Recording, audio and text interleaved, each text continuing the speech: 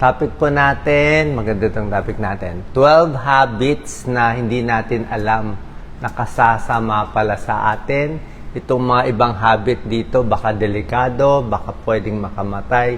Pero mamaya, magbibigay din ako ng mga good habits kung anong gagawin natin. Meron din tayong 15 good habits. So, dito muna tayo sa bad bago sa good. Tingnan natin kung alam nyo to kasi marami gumagawa nito. Number 1, ito pinakamahalaga sa lahat. Itong leeg po natin na parte, very important. Nandito kasi yung carotid artery natin. Pag naipit itong carotid artery natin, mawawalan ng blood supply yung utak, magko-collapse, pwede mamatay yung tao. Kaya nga pag sinakal, delikado. Yan sa leeg. Hindi nyo alam to, pero may nangyayari pong ganito. Beauty parlor stroke syndrome. Siyempre, pag nagpagupit tayo, hindi naman perfect kasi itong hugasan ng buhok Dapat kasi yung ulo natin hanggang ganyan lang siya Minsan, ako, pinaupo ako dito, hindi ko kaya talaga. Delikado. Maha-hyperextend. Ang ayaw ng leeg natin, naka-hyperextend. Kung titingin tayo, hanggang ganyan lang kataas. Huwag sobra taas. Siguro kung bata ka, kaya mo. Kasi pag sinobra taas mo, pwede siya mapunit. Pwede mapunit either dito o dito sa likod. May nangyari po dyan. Minsan din, so leeg yung iniikot-ikot yung leeg. Pwede sa barbero o minsan sa chiro para sa chiropractor. Safe naman pero hindi mo pa rin masabi. Dapat maingat pa rin tayo. So, at your own risk.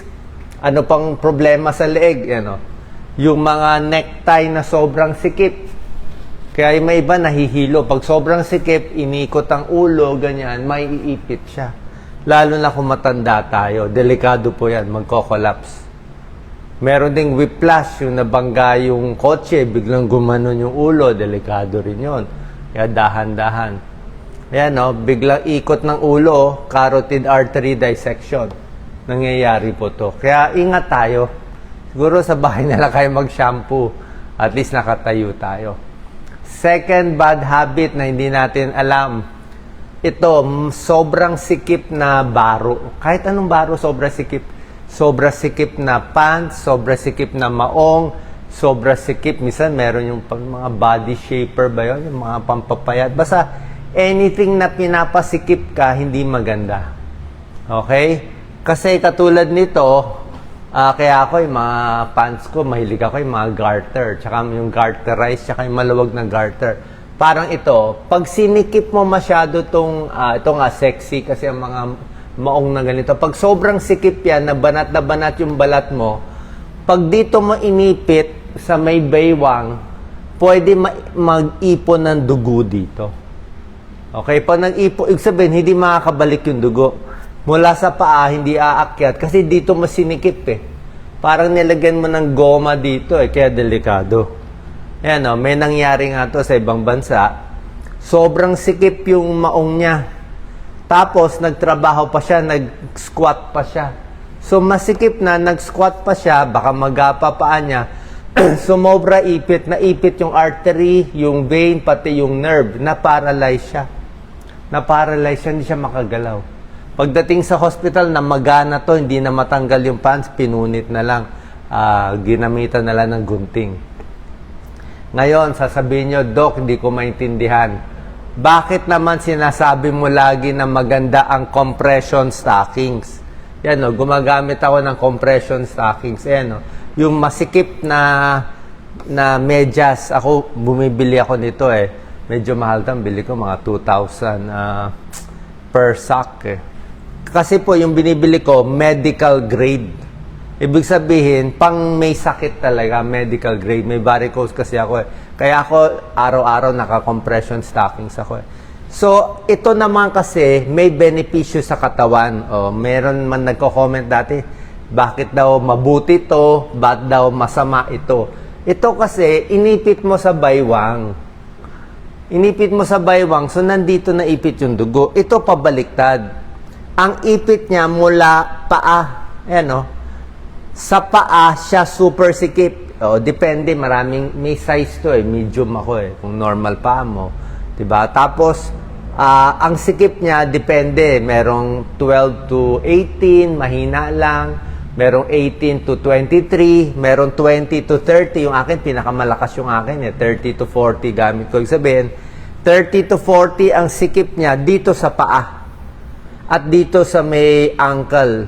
Okay? Nakalagay. Pero pagdating dito sa may binti na, ang ipit niya mga 20 na lang. Medyo luluwag. Pagdating dito sa taas ng binti, 10 to 15. Ibig sabihin, masikip na masikip dito, medyo masikip, medyo maluwag, para yung dugo, pinopush mo pataas. Yung dugo, pinopush mo pataas. Yun ang tama. Hindi pwede yung normal na medyas na pang basketball lang. Hindi po, iba yun. Iba to, medical grade to, mahal to, mga 2,000. Baka merong iba discounted. Pag senior, baka 1,600. So, ang sikip niya hindi dito, ang sikip niya dito. Ang hirap niya isuot dito ang sikip pataas. Yan ang maganda pang varicose veins. Kasi tayong may varicose veins, dahil magana yung paa natin, minsan manas pa tayo, bukan na yung vein natin bukan na. So, pag masikip na masikip to, sinusuot lang to pagising. Pagising sa umaga, bago matulog sa gabi, tinatanggal. Yun, the whole day yan dapat. Pero pag sobrang sakit, minsan pinapahinga ko sa tanghali, pahinga ko mga 1 hour para makahinga yun. So, pag pinapahinga ko ng mga 1 hour, para ma-rest lang konti. Kasi minsan, namumula na sa sakit So, ganyan, Pag may compression stockings, naiipit to, gaganda yung blood flow. Walang compression stockings, magalabas. With compression stockings, naipit. Physically, inipit mo yung ugat, kaya tumataas. Physically. Pag walang compression, mamamaga, magmamanas, magdudugo, pwede makamatay. Pero with this magandang socks, pataas. Kaya yung mga may problema sa manas, actually, doktor niya na magbibigay nito. Tapos more exercise pa rin. More higa. Kung gusto niyo mag-exercise kayo, higa, pwede rin. Okay? So yan, ayaw natin sobra sikip dito, ayaw natin sobra sikip sa leeg. Ito rin, ayaw mo rin ipitin yung paa mo, yung lagi naka-cross legs. Pag lagi naka-cross legs, tumatabingi yung likod natin, Ikaw, Doc Lisa, tumatabingi dito, sasakit ng likod at naipit mo pa. Parang na-varicose mo rin sarili mo, yan ang problem. Pwede ka siguro mag-cross leg kung naka-compression stockings ka. Kung hindi kasi, maiipit mo rin, mamamaga din yung paa mo. Okay? So, ingat din na wag lagi naka-cross legs. Dapat diretso lang yung paa. Tsaka lakad, upo, tayo, upo, wag matagal nakaupo. Number 4, ito, gawain natin to. Minsan may pimple sa ilong, tinitiris natin. Itong mga lalaki, naghihila, nagbubunot ng buhok sa ilong, very common. Actually, bawal magbunot ng buhok sa ilong. Mas maganda yung merong mga cutter, mas maganda yung kinakat Merong special na gunting na pang-cut, hindi kayo masusugat. Ang problema kasi dito, meron tayong tinatawag na deadly triangle sa muka. Any infection, any sugat, any bacteria dito sa triangle na yan, pwede pumunta sa utak natin diretso.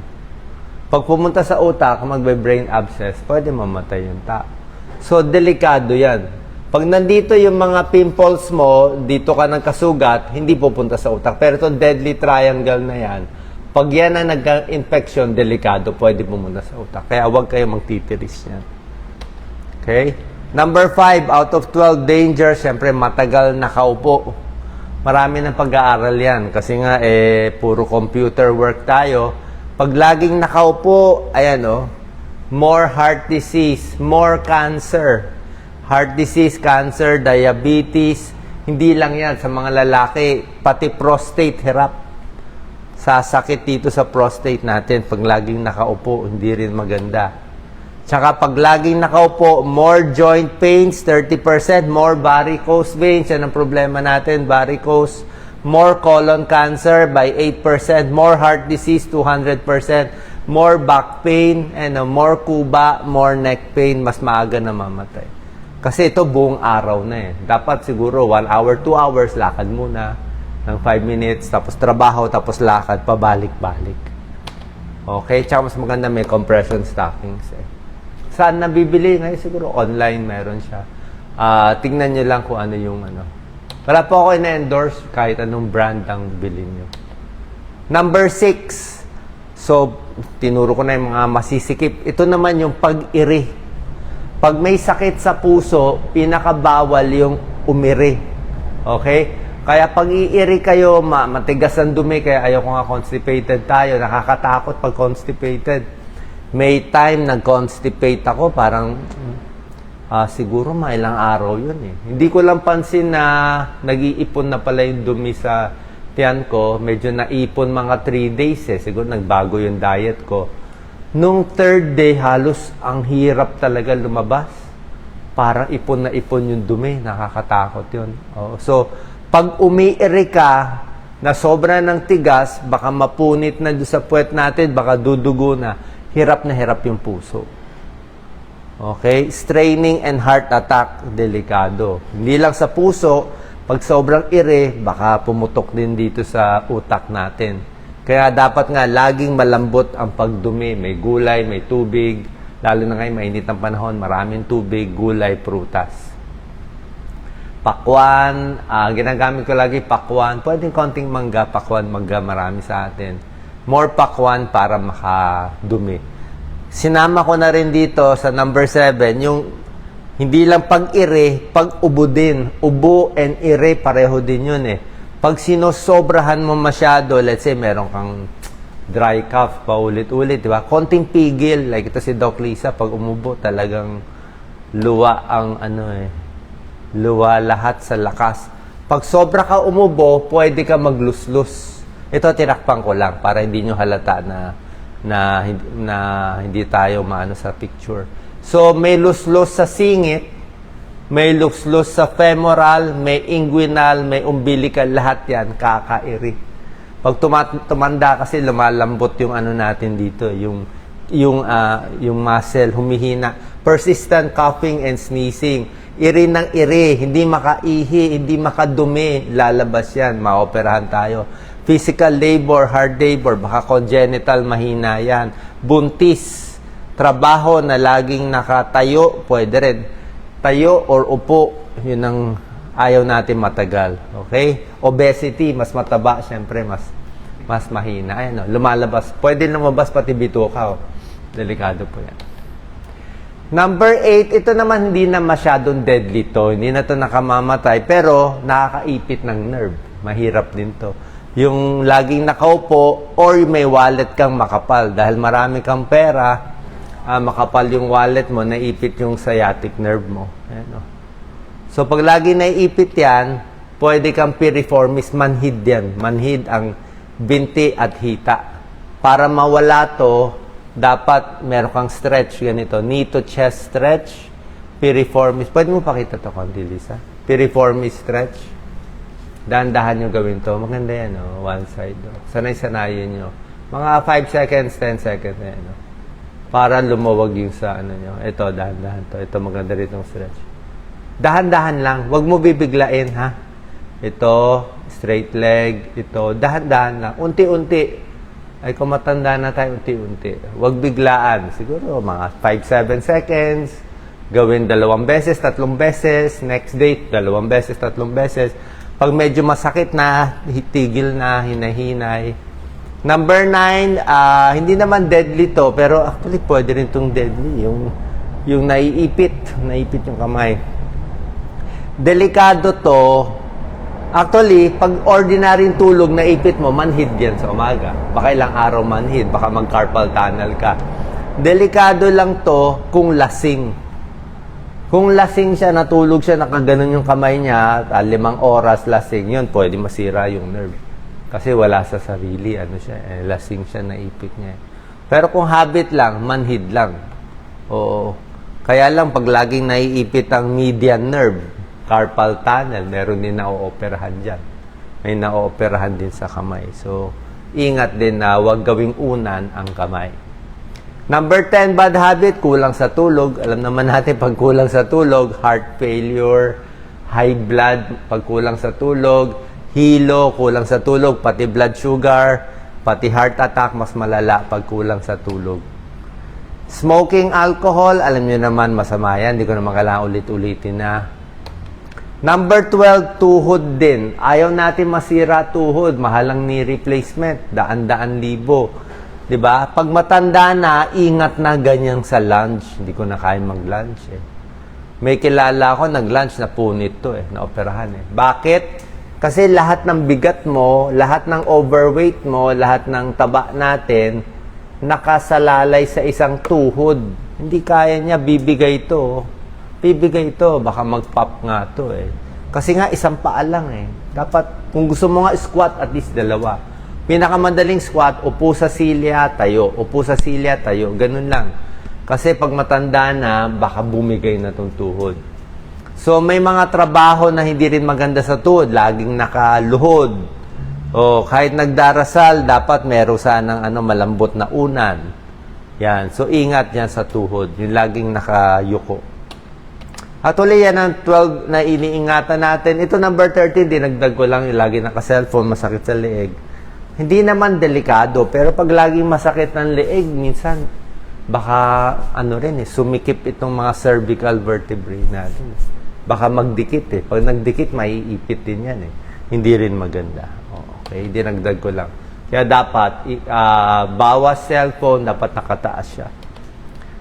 Good habits naman, para hindi tayo matapos sa bad habits, bawas stress, kumain ng balanced diet, maraming tubig. Ngayon talagang dinadamihan ko tubig ko, inom agad ako ng tubig after this. Sapat na tulog, morning routine, relax. Pwedeng mag-journal, ilabas yung sama ng loob. Yan, kung makwento mo lahat. Like ako, kay Doc Lisa ako kinakwento lahat. Exercise regularly, stretching, use the stairs. Pwede, isa, dalawang akyat, baba, hagdanan. Kung matanda lang, ingat. Alagaan ang paa, varicose, diabetes. Ingat sa balance, practice sa balance. Mag-rubber shoes. Malinis dapat ang ipin lagi. Magde-dental floss. Kailangan nyo mag-dental floss. Walang choice, kahit mahirap. Magpasalamat, kahit maliit na bagay, di bali mahirap, walang pera, magpasalamat pa rin. Aral ng aral, dapat gumagana utak. Stretch daily. At number 15, gawin natin yung mga bagay na gusto natin. Parang tayo, happy tayo tumulong.